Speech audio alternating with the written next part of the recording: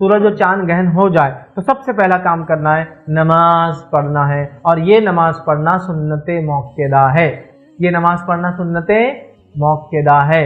لیکن کتنی افسوس کی بات ہے، سورج اور چاند گہن ہوتے جا رہے ہیں، صدیوں سے مسلمان دیکھتے جا رہے ہیں، نبی اکرم صلی اللہ علیہ وسلم کہہ رہے ہیں کہ اس میں نماز پڑھو، آپ نماز کو ایسے بھاگے، روایت میں آتا ہے جیسے قیامت قائم ہونے والی ہے، آپ نماز کو روایت میں آتا ہے ایسے بھاگے، راوی کہتے ہیں کہ آپ کی چادر چھوٹ گئی تو اس کو آپ گھسیٹتے ہوئے مسجد کی طرف بھاگے، راوی کہہ رہے کہ ہم پیچھے بھاگے، ہم کو ڈر ہوا نبی کی گھبراہٹ دیکھ کر، آپ کی تیزی دیکھ کر کہ آپ چادر گھسیٹتے ہوئے مسجد کی طرف بھاگ رہے، ہم کو گھبراہٹ ہوئی کہ قیامت تو قائم نہیں ہو گئی، اور اللہ کے رسول نماز پڑھی۔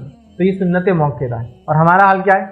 ایک تو وہ لوگ ہیں جو بدعقیدگی مارے جا رہے ہیں، اب بلائیں، طوفان، آندھی، یہ تو کوڑی چیٹی منکا تاگا موتیوں کے پیچھے پڑے ہوئے، اور دوسرے لوگ وہ ہے کہ آج اپن دوربین سے دیکھیں گے بس۔ ٹھیک ہے بھائی، دیکھو سائنٹیفک مشاہدہ بھی ٹھیک ہے، لیکن اصل چیز جو کرنا ہے اسلام بتا رہا ہے وہ کیوں نہیں کر رہے ہو؟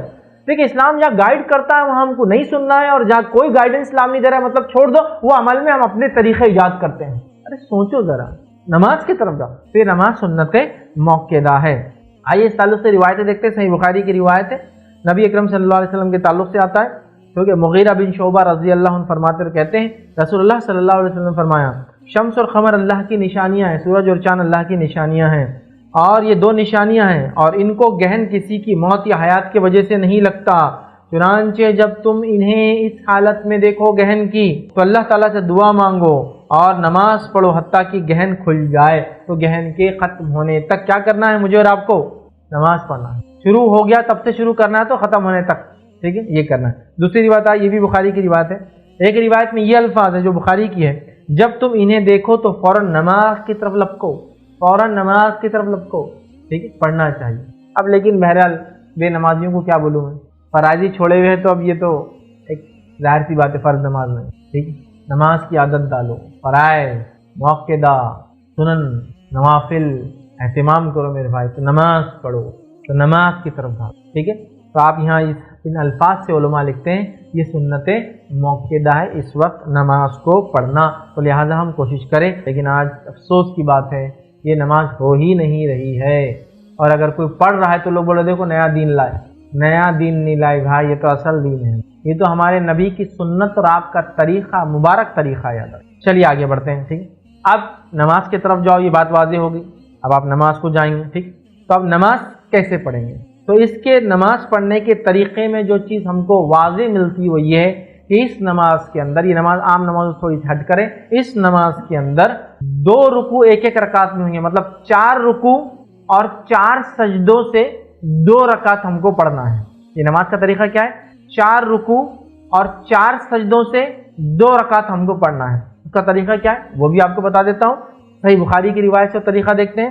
عبداللہ ابن عباس رضی اللہ عنہما اس کے راوی ہے، وہ فرماتے اور کہتے ہیں عہد مبارک میں نبی اکرم صلی اللہ علیہ وسلم کے زمانے میں سورج گہن ہوا، آپ صلی اللہ علیہ وسلم نماز کسوف ادا فرمائی، اس میں سورہ بقرہ کی تلاوت کے برابر قیام کیا، پھر رکوع بھی بہت لمبا کیا، پھر رکوع سے کھڑے ہوئے تو پھر قیام بھی طویل کیا مگر پہلے سے کم، پھر دوبارہ لمبا رکوع کیا لیکن پہلے رکوع سے کم، پھر سجدے میں گر گئے مطلب سجدہ کیا، پھر اٹھ کے پھر لمبا قیام کیا، پہلے قیام سے کچھ کم، پھر لمبا رکوع کیا، پہلے رکوع سے کچھ کم، پھر قیام کیا، پہلے قیام سے کچھ کم، پھر رکوع کیا، پہلے رکوع سے کچھ کم کیا، پھر اس کے بعد آپ نے سجدہ کیا، پھر سلام پھیرا تو سورج روشن ہو چکا تھا، اور آپ صلی اللہ علیہ وسلم لوگوں کو پھر واعظ کی، خطبہ دیا۔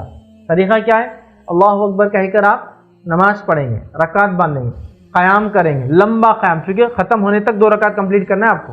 اب تو بالکل نون ہوتا ہے، مثال کے طور پر ابھی جو بلو بلڈ مون والا جو لونار ایکلپس ہوا، ہم سب کو پتا تھا اورنگ آباد میں یہ 6:22 سے شروع ہوا اور 7:38 تک چلتا رہا، تو لمبا قیام کرنا ہے۔ تو مثال کے طور پہ سمجھ لیجیے آپ مسجد گئے، وضو کرنے میں ٹائم گیا، پھر نماز شروع کیا، آپ نے قیام کیا، اللہ اکبر، قیام کیا، لمبا قیام کیا، ٹھیک ہے۔ نماز وہی آپ نماز کی ثنا اور سورۃ الفاتحہ، اس کا لمبا قیام، لمبی لمبی صورتیں پڑھ سکتے ہیں، لمبی یاد میں چھوٹی چھوٹی کئی صورتیں پڑھ سکتے ہیں۔ اس کے بعد رکوع کریں گے آپ، اللہ اکبر، ٹھیک ہے۔ رکوع کرنے کے بعد سمیع اللہ لمن حمیدہ ربنا لک الحمد، رکوع سے واپس کھڑے ہو جائیں گے اور پھر قیام کر لیں گے، سمجھا؟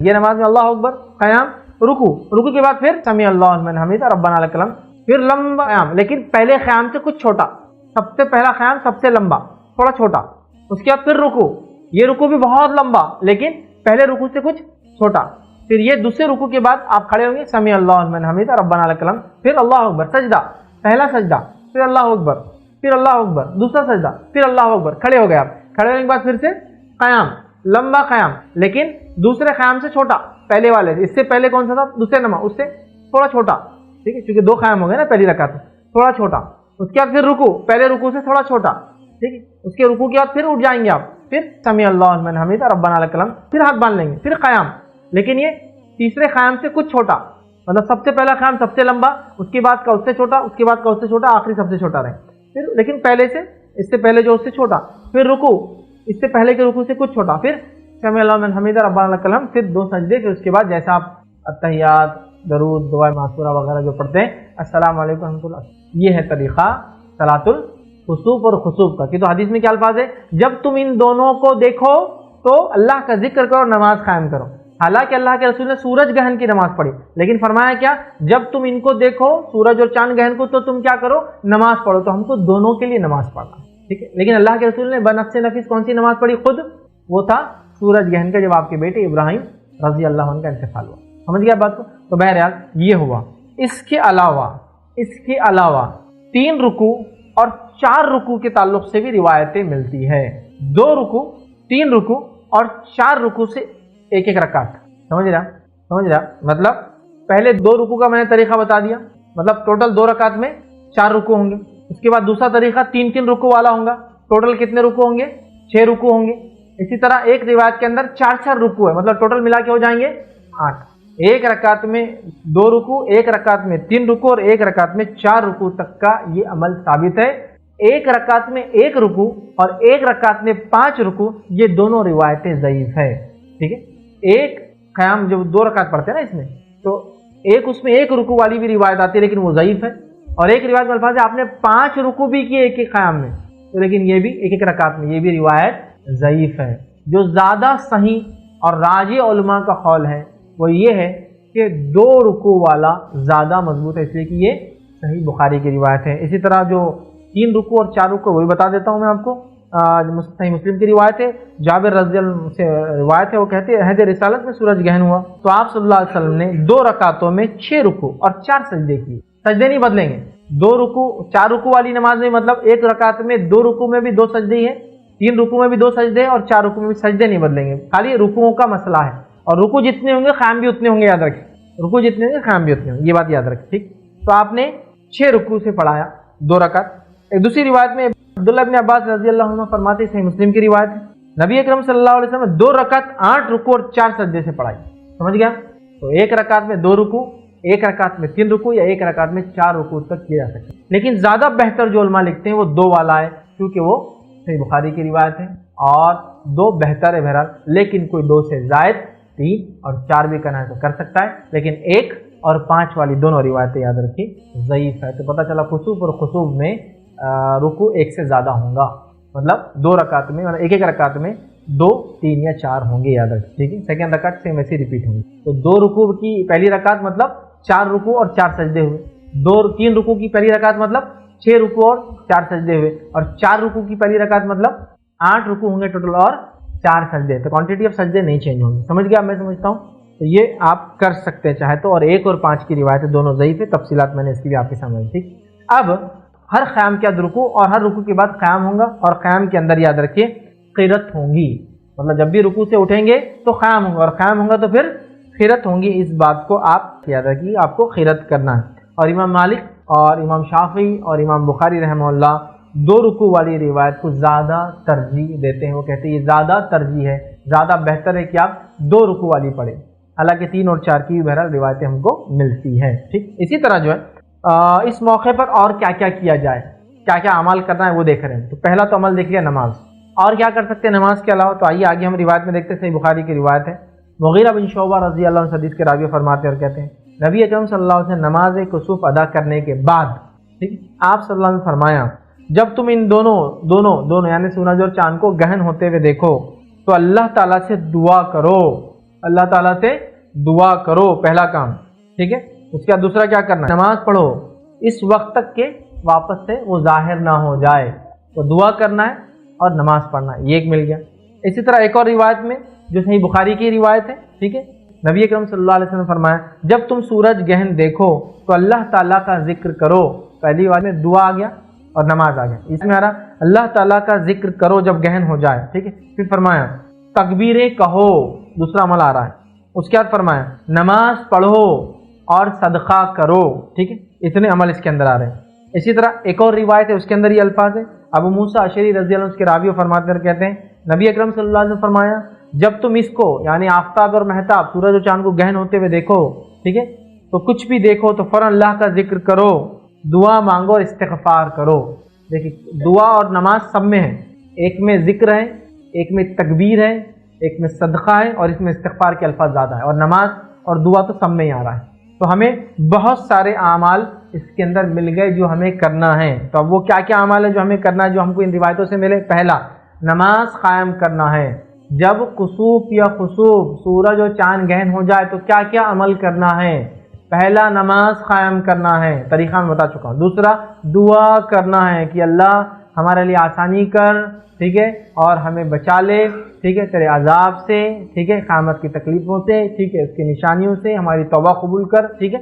تو دعا کرنا ہے. تیسرا تکبیرات کہنا ہے، اللہ کی بڑائی بیان کر اللہ اکبر بیان کرنا ہے. چوتھا صدقہ کرنا ہے، صدقہ کرنا ہے، ٹھیک ہے. اور پانچواں استغفار کرنا، اپنے گناہوں سے معافی مانگنا ہے کہ اللہ نے جس طرح سے تھوڑی دیر کے لیے سورج اور چاند کو چھپایا ہے وہ قادر ہے کہ اس کو ہمیشہ کے لیے چھپا لے.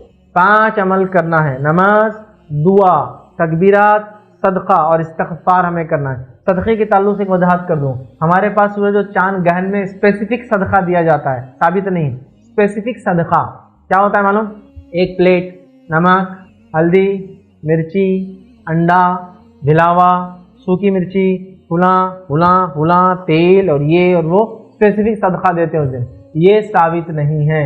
آپ صدقہ کیجئے، کچھ بھی ہو سکتا ہے، اسپیسیفک صدقہ نہیں ہے. اسپیسیفک مطلب خاص نہیں کر سکتے آپ کسی صدقے کو، جیسے ہمارے پاس دیتے ہیں، سمجھ گیا؟ اتنا وہ پرٹیکولر چیزیں ہوتی ہیں، ہلدی، مرچی، نمک، انڈا، تیل، بھلاوا، لال مرچی سکی ہوئی، ہری مرچیاں، کچھ لیمبو، یہ نہیں ہے.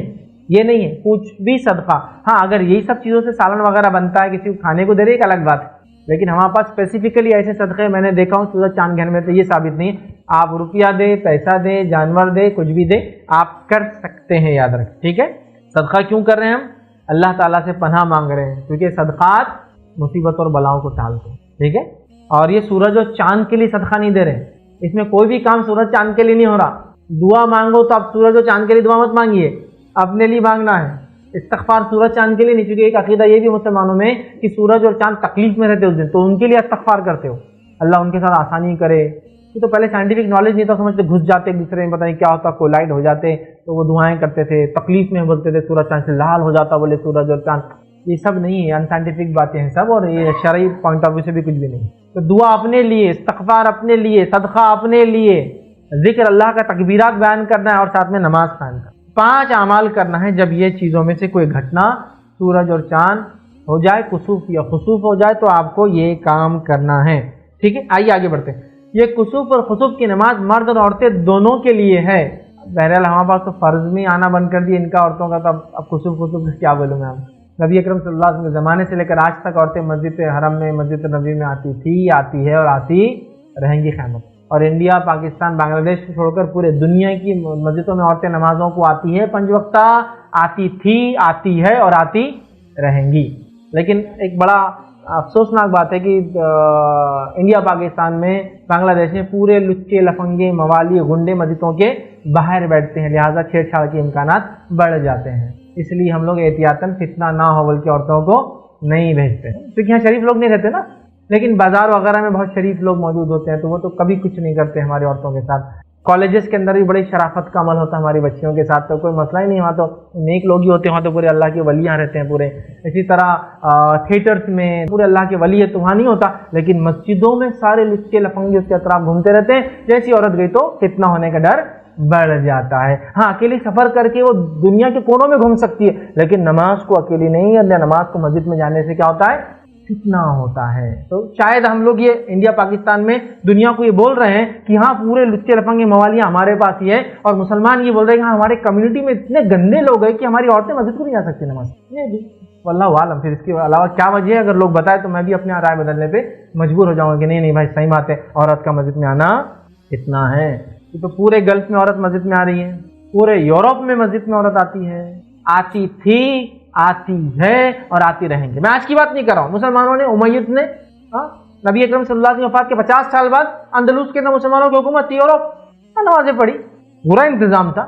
آٹومن امپائر جو لاسٹ ختم ہونے والی حکومت تھی یورپ سے جو نکلی، جتنی مسجدیں تھیں عورتوں کا انتظام تھا، بالکل ترکی جو خلافت بولتے عورتوں کا تھا، تو پورے یورپ میں عورتیں آتی تھی، آتی ہے اور آتی رہیں گی۔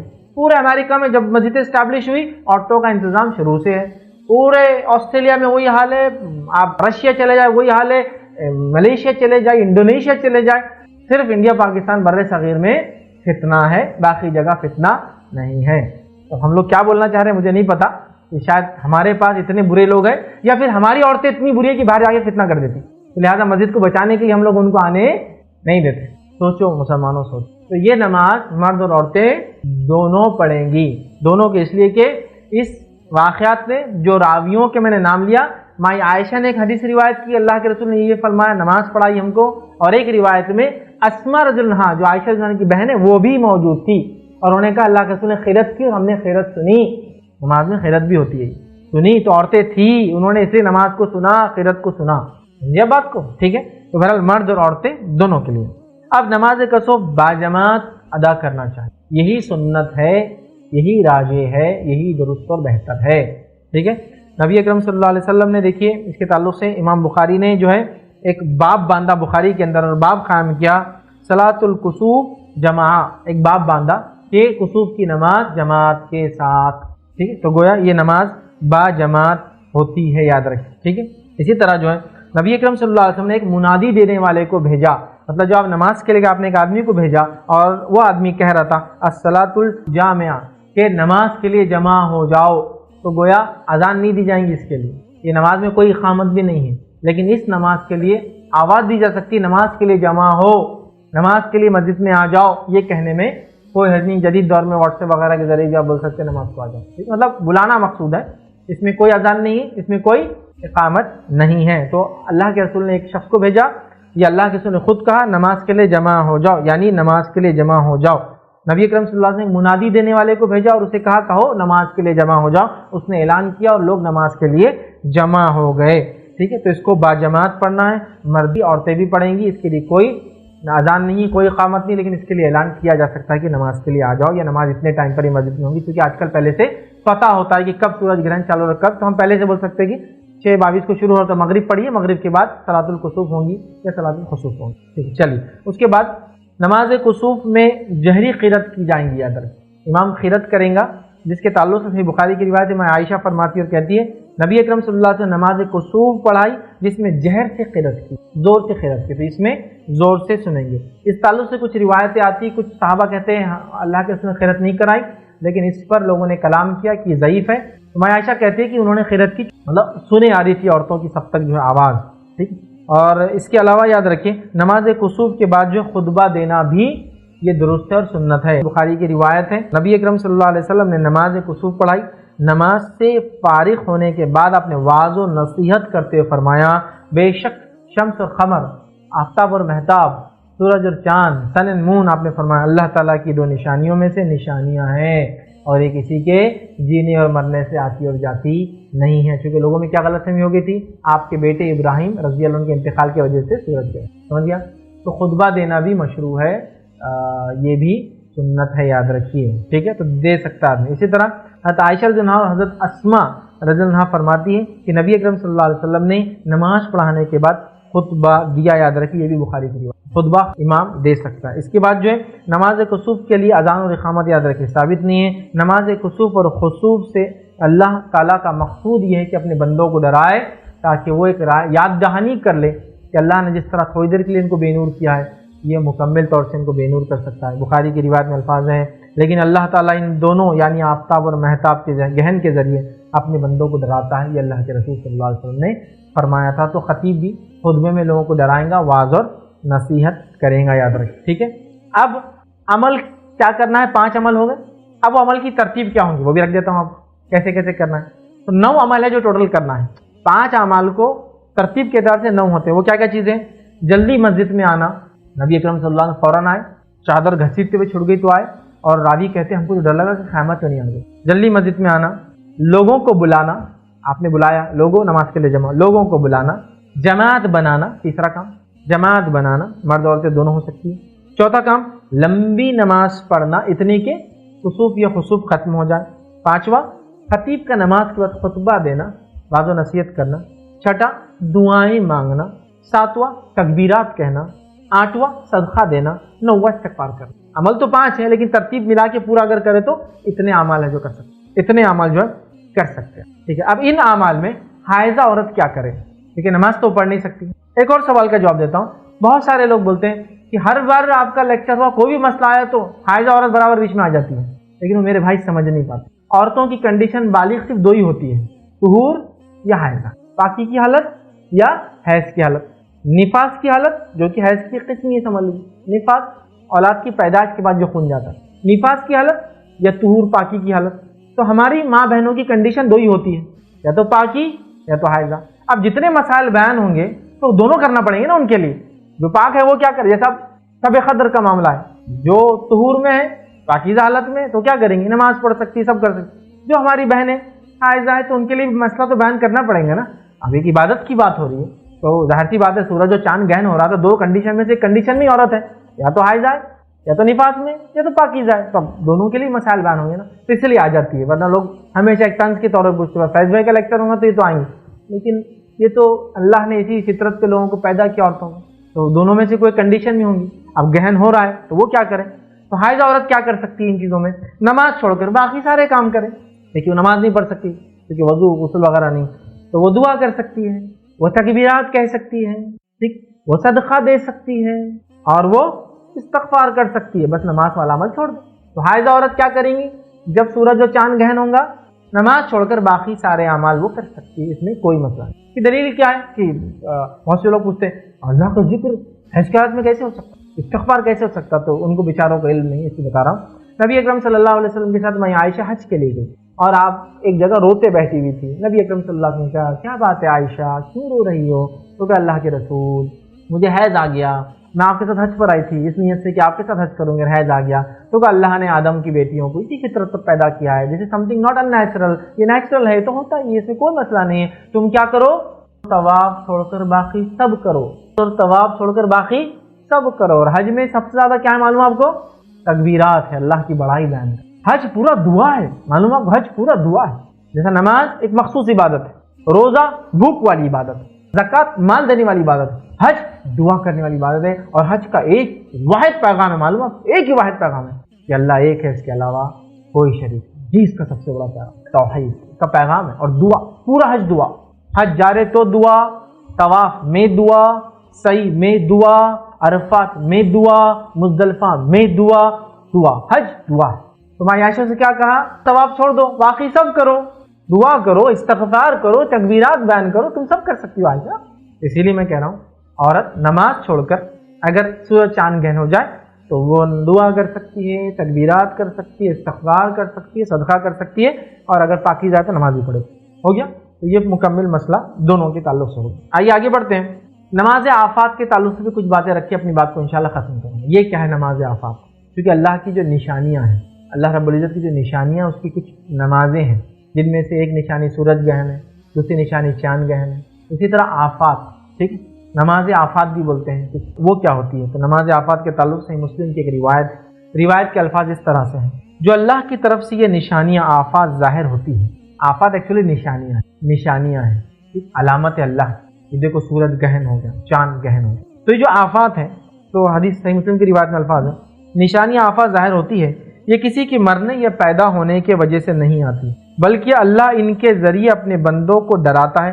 لہٰذا جب تم ان میں سے کسی چیز کو دیکھو تو فوراً ذکر اذکار, دعا اپنے اور گناہوں کی معافی مانگنے لگو. تو یہاں نبی اکرم صلی اللہ علیہ وسلم نے آیت کا لفظ استعمال کیا, یہاں سورج و چاند گہن کا لفظ استعمال کیا. تو اسی سے علماء لکھتے ہیں نماز آفات جو ہے ایسی نماز بھی ہم پڑھ سکتے ہیں جب کوئی صلاۃ الآیات یا اللہ کی کوئی نشانی دیکھ کر نماز پڑھنا، جس میں سورج گہن ہے، کسوف ہے، چاند گہن ہے، خسوف ہے، اور اس کے ساتھ زلازل، زلزلے بھی شامل ہے، اس وقت بھی آپ چاہیں تو نماز پڑھ سکتے ہیں۔ اور اس تعلق سے ایک صحیح روایت ملتی ہے، عبداللہ بن حارث رضی اللہ عنہ بیان کرتے ہیں اور کہتے ہیں، یہ روایت حسن درجے کی ہے، اور یہ روایت جو ہے آپ کو جو ہے انشاءاللہ عزیز بہت ساری کتابوں میں جو ہے انشاءاللہ مل جائیں گے، جس میں سنن الکبریٰ للبیہقی، اس کے بعد جو ہے مصنف عبد الرزاق، اس کے اندر بھی یہ روایت جو ہے، اور اسی طرح الاوسط میں جو ہے ابن منذر نے اس روایت کو بیان کیا۔ وہ کہتے ہیں کہ عبداللہ ابن عباس رضی اللہ عنہما نے زلزلے کے موقع پر بصرہ میں نماز پڑھائی اور لمبا قیام کیا، پھر رکوع کیا، پھر سر اٹھایا، پھر لمبا قیام کیا، پھر رکوع کیا، پھر قیام کیا، پھر رکوع کیا، پھر سجدے کیے، پھر اسی طرح دوسری رکعت پڑھائی۔ تو ان کی 2 رکعتوں کی نماز میں 6 رکوع ہوئے، پہلی میں 3 رکوع کیے، بعد میں 3 رکوع کیے، تو 6 رکوع ہوئے اور 4 سجدے ہوئے۔ پھر عبداللہ ابن عباس رضی اللہ عنہ نے فرمایا نماز آفات ادا کرنے کا یہ طریقہ ہے۔ ٹھیک ہے، کیا ہوا؟ وہاں زلزلہ آیا تو انہوں نے پڑھی اور کہا یہ نماز آفات ہے، صلاۃ الآیات، یہ اللہ کی کسی نشانی کو دیکھ کر پڑھنے والی نماز ہے، تو زلزلے کے وقت بھی کوئی پڑھنا چاہے تو ایسی نماز آپ جو ہے پڑھ سکتے ہیں، یاد رکھیے۔ اور اس کے ساتھ ساتھ کسی آیت یا کسی آفت کو یا کسی آیت کو اللہ کی کسی نشانی کو دیکھ کر آپ سجدہ بھی کر سکتے ہیں، یہ بھی ثابت ہے۔ تو یا تو آپ نماز آیت پڑھیے یا سجدہ آیت پڑھیے، نماز آفات پڑھیے یا سجدہ آفات بھی آپ کر سکتے ہیں۔ اس تعلق سے روایت جو ہے عبداللہ ابن عباس رضی اللہ عنہ اس کی راوی جامع ترمذی کے حسن درجے کی روایت ہے، وہ فرماتے ہیں اور کہتے ہیں کہ نبی اکرم صلی اللہ علیہ وسلم کی ایک بیوی ایک زوجہ کا انتقال ہوا تو آپ سجدے میں گر گئے۔ جب خبر ملی عبداللہ ابن عباس رضی اللہ عنہ کو تو آپ سجدے میں گر گئے۔ ان سے کہا گیا کہ آپ اس موقع پر سجدے میں کیوں گرے ہیں؟